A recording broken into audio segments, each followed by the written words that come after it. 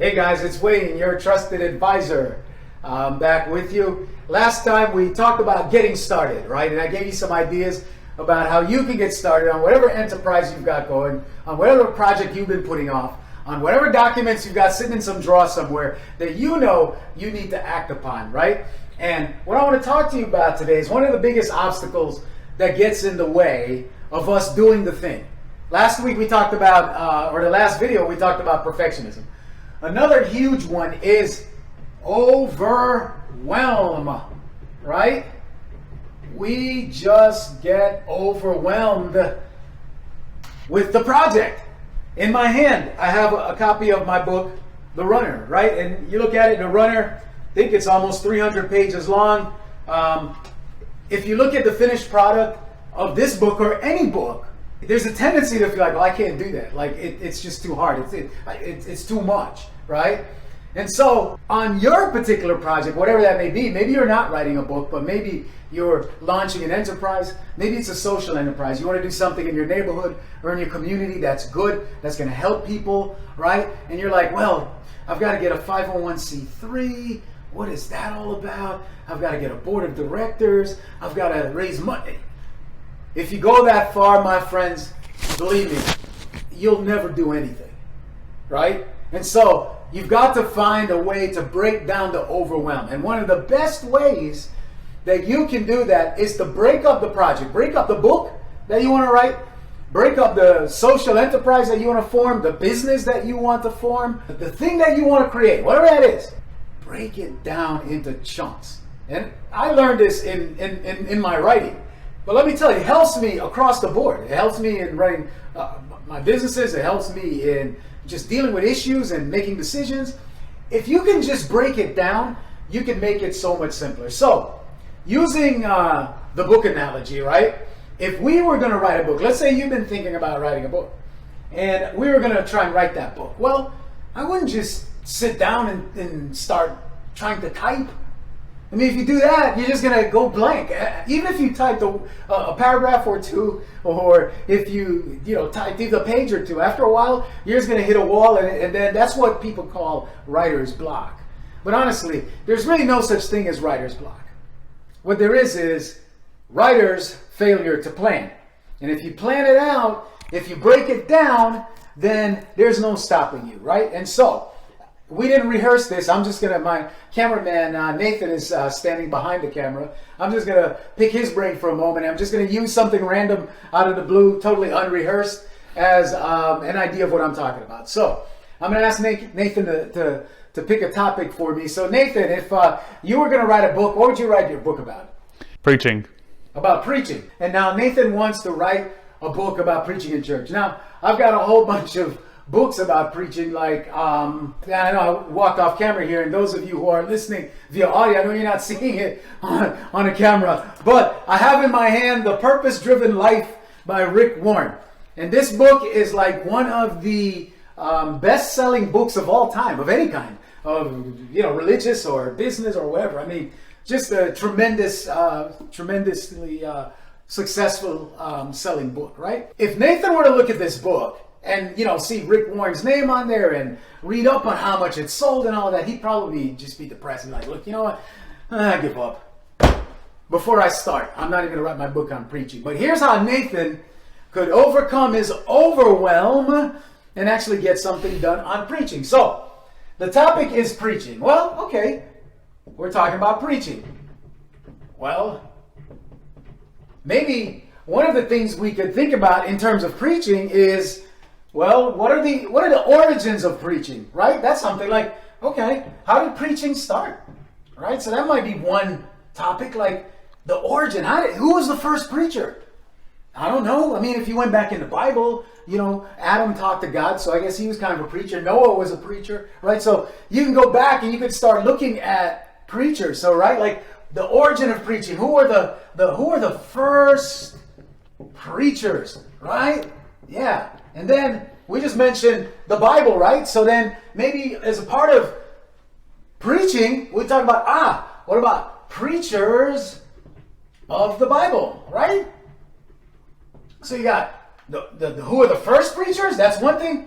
Then you got preachers of the Bible, right? Then you could say, oh, okay, you've got the Bible, but the Bible is in two parts. You've got an Old Testament and a New Testament. So, all right, let's talk about Old Testament preachers, right? We talked about Adam. We talked about Noah, right? Enoch was supposedly an Old Testament preacher. We have Elijah. We've got Isaiah. So you've got Old Testament, and then we've got a New Testament, right? So you got a lot of preachers in the New Testament as well. So now we talk New Testament preachers, right? So now, guys, look, we started with Nathan saying, I want to write a book about preachers. Just this big topic of preachers, right? Now we've got preachers of the Bible.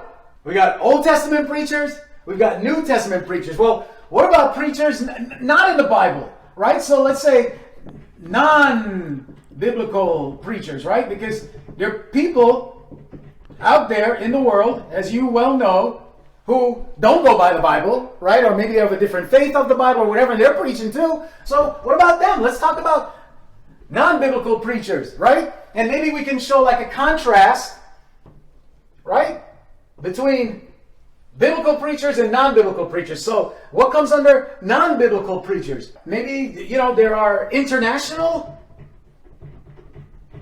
non-biblical preachers. Maybe there are non-biblical preachers in the United States. Maybe there are non-biblical preachers that speak on all kinds of topics, right? So now we've got topics that these non-biblical preachers preach on. And I don't know, topics could be politics, right? war. Which, honestly, we don't want our preachers preaching on too much politics, but maybe the non-biblical ones. Nathan also suggested war. How about relationships, right? Preachers always talk about relationships, etc. But guess what? Now under the non-biblical preachers, you've got international preachers, you've got U.S. preachers. They're preaching on topics such as politics, war, relationships. Guess what? The biblical preachers can do the same thing. They can preach on these same subjects. And you could go on and on ad infinitum. You'll never run out of things to write. But see, you've got to have an outline. See, the outline, your outline, kills the overwhelm. When you've got an outline, you're never overwhelmed. Because you could go on ad infinitum. I could fill up 10 whiteboards with various topics that biblical preachers and non-biblical preachers can preach on. And then we could talk about maybe preachers who started out as preachers but then became something else. Or people who started out as something else, right? And then became a preacher, right? Like I was a lawyer before I was ever a preacher, right? So you've got people who were something else, they became preachers. People who were preachers, they became something else. That could be another category. And you just continue to build it out. But each time you sit at your desk, if you were going to write this book on the big topic of preaching, you would always have something fresh to go with, right? Because today you may talk about the first preacher. And maybe you write on that for a day or two and then you get tired of it. I don't want to talk about the first preacher anymore. That's boring. Okay, well, let me jump down here to a New Testament preacher. That came thousands of years later. Okay, that's fresh to me today. Okay, I've been talking about biblical preachers all along. Let me go see what the non-biblical preachers do. That's kind of interesting too. What are they doing? So then you go over into that camp. And now each time as you move from topic to topic, right, it becomes more interesting, more fun, more learning. Before you know it, you've got pages and pages, right? So if you can't write one page, you can write one paragraph. You could write a few sentences. Well, if you wrote a few sentences today, and then you wrote a few sentences tomorrow, and then a few sentences the day after that, after 30 days of sentences, you would have lots of paragraphs and lots of pages. After 60 days of that, after 90, 120, 6 months of that, you'd have a book. You'd be like challenging my boy Rick over here. All right, so Nathan, you have no more excuses not to write your book. And you, my friend, have no excuses either to write your book or to do your thing, whatever that is. Just start with the big topic. I want to start a business. Well, what kind of business? A for-profit business? A non-profit business? A ministry business? What kind? And then break it down from there. And as you keep breaking it down in little chunks, you'll get the big project done. But don't focus on the big project. If you focus on the big project, on the enormity of it all, you won't ever get a thing done.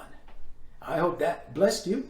And remember, share this video, subscribe, suggest it to someone else. And also in notes, I'll leave a link to our Trusted Advisor newsletter. Get on the mailing list so I can keep you up to date and share with you my learnings as I continue to build businesses and help business owners and entrepreneurs traverse all of the ups and downs of building out an enterprise. God bless you, and I'll see you on the next video.